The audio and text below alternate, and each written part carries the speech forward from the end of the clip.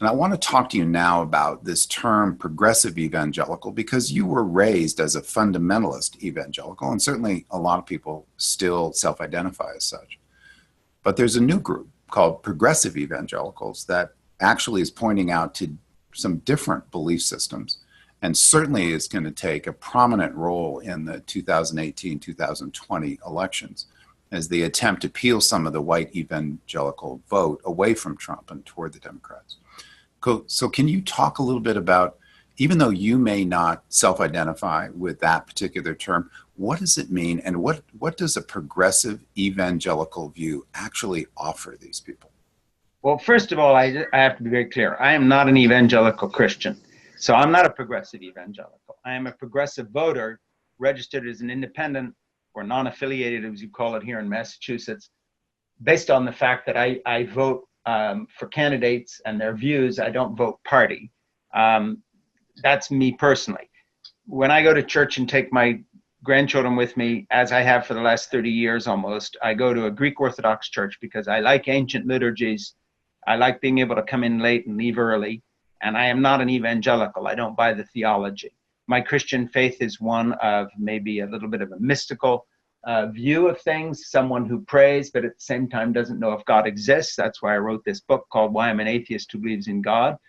Freely admitting that the way I was raised makes me comfortable with doing something religious in my life, but I try to have it something that I can tolerate, that isn't noxious to me. As the evangelical type sermonizing had become, because of my own background. We all bring our own personal baggage. So I'm not an evangelical, but I have many friends who are still and would identify themselves as progressive evangelicals. And what I think they represent is people who are trying to more literally, not in the fundamentalist sense, but the personal sense, follow the teachings of Jesus rather than the political direction of, say, one American political party. In other words, live out a type of Christianity that would be equally applicable in any moment of history, or any country, or any place. Do unto others as you would have them do to you. Forgive your enemies and pray for them and love them. Act out the parable of the Good Samaritan. Stop for the broken stranger on the side of the road, even if it's someone from an enemy tribe. The very basics of Christianity that in America, in certain times, when we weren't enslaving people or cutting them off through segregation and this kind of thing, was the backbone of the abolitionist movement, were the folks who got rid of child labor in factories, who fought first and hardest for environmental concerns. That's part of the evangelical heritage too. And it came out very clearly when Donald Trump was calling all these places shithole countries. Well, those shithole countries were places where evangelicals for centuries have donated money to send medical missionaries. So which is it? And so what the progressive evangelicals are saying is, hey, we're the folks that send doctors to Haiti when there's an earthquake.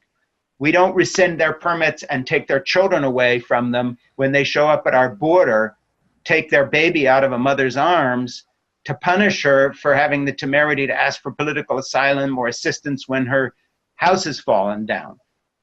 So it's that wing of evangelicalism which has a history of helping and kindness and calling people back to their better selves and their better angels. That's what the progressive evangelical movement is about. It's not a denominational thing. It's not a political thing. And there are people within that framework who might have voted for Donald Trump who think they're alone, who think everybody else is going along in this direction. One of the phenomena we see in human society is that we often think everybody thinks something and we're the only person who thinks differently, and it's not true. Look at the hookup culture on campus now. Everybody's having casual sex. Well, everybody's not having casual sex. There are a lot of young people on campus who had nothing to do with religion, but just a level of self-respect, the way they were raised, their view of romantic love and sexuality. They're not part of the deal, but they think everybody else is, so they either keep quiet or tend to go along and then feel bad about it. Well, this is a very similar situation. There's a whole white evangelical tribe that thinks, hey, this is what we do now. If you're pro-life, you have to be pro-Trump.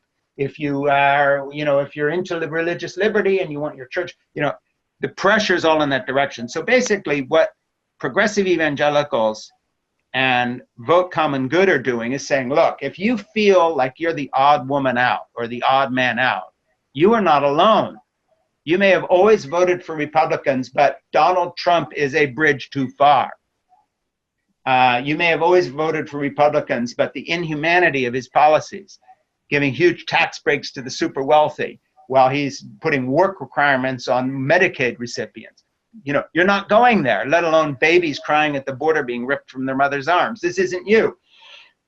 If you feel this is a bridge too far, we're there with you. We're like you. We're former Republicans, former voters who have brought people like George Bush and Ronald Reagan into the White House. But we can't do this either. So take heart, take courage, speak up. You're not alone. And the aim being to just get a few of those people to vote differently this time around. And maybe even with a message saying, hey, you can remain a Republican. Next time, vote for anybody you want.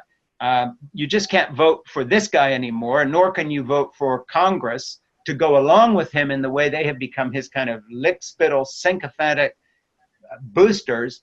You know, you got to draw a line here and curtail this. So essentially, it's not trying to pry people loose from being Republicans and turn them into Democrats. It's not trying to make anybody into a liberal. We're only talking about this guy, this moment in history. And right now, you can't be a patriotic American, let alone someone who follows Jesus, and not try to curtail the direction we are moving in. And we're saying, hey, listen, if you think this is where it's happening when he has the chance of not having a majority in both houses of Congress, imagine if you give him a majority in both houses again and another 4 years after that, where this goes. Look where it's already gone. So we're basically raising that red flag and trying to pry a few votes loose from people who are really uncomfortable, but maybe don't realize that they're not alone, that there's a lot of us out there who feel that way, who come from similar backgrounds, people like me.